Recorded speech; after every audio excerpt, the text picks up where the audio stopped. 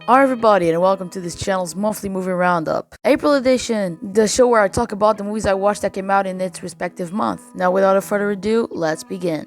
First, let's talk about the movie that everyone's talking about. The movie that has taken the world by storm and is already being considered the best movie ever made. Morbius! Yeah, I did watch Everything Everywhere All at Once in April, but it originally came out on March 25th, so yeah. But those are not bad news because we have Morbius instead, which is the best movie ever made. Morbius is actually not good. What the fuck did I just watch? I don't even know if I have a lot to say because it's really just a nothing movie. The story doesn't make any fucking sense. His friend becomes a villain out of nowhere without any setup or introduction to a more angry side of him. No, he just suddenly likes to kill people. I think really one of the biggest problems with the movie is the pacing, because it really has no pacing. Thinking about it right now, it's more like a dream. A really bad dream. It was so rushed, giving no time to set up things and really make me care about what's happening. I know that Jared Leto and the other guy know how to act because of what I saw in previous films, but their performance sucks. There's not a single decent performance in this entire movie. I didn't believe in anything the characters were saying in the movie. And yeah, I owe a lot of that to the writing. Oh, and the action scenes.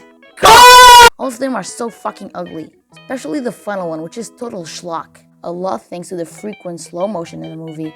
Of course, slow motion can be good sometimes. The Matrix is filled with that shit, but it's still good. But in Morbius, every time there was a slow motion scene, it was so laughably bad. And also, the entire movie looks fake as fuck. I thought I should mention. The CGI is awful and obviously CGI. The entire movie is just fucking bland. All the characters have zero personality. So why the fuck would I care about what's happening in the movie? But the saddest part is the post-credit scene. It just was there to make people think it was a part of the MCU, but it wasn't. Not even they had faith in their own movie. Like I said, there are some good actors in here, I just don't think they had faith in the movie. Except one, I mean. Overall, it's really just an incompetent, not just superhero movie, but movie in general. That's why I'm giving it half a star. It's fascinating, really.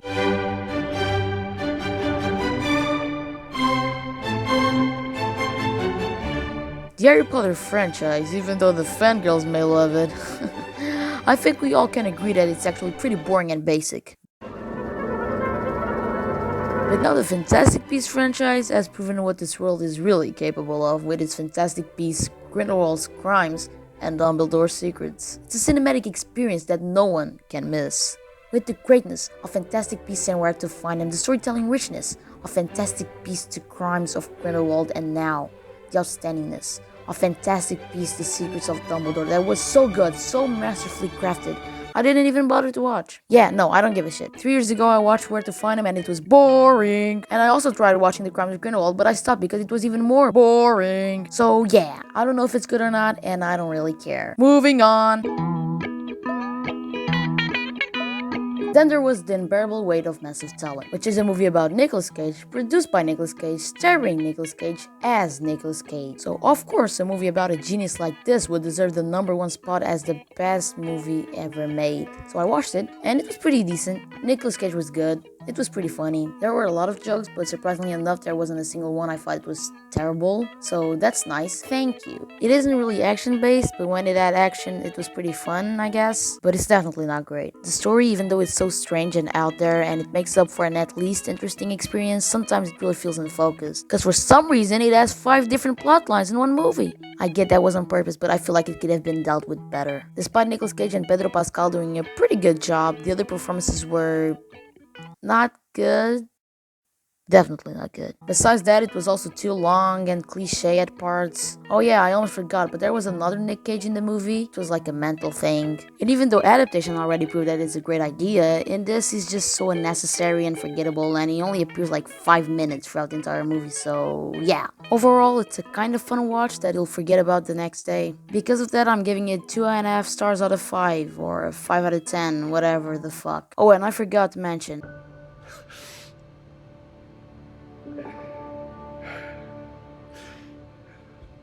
Paddington 2 is incredible.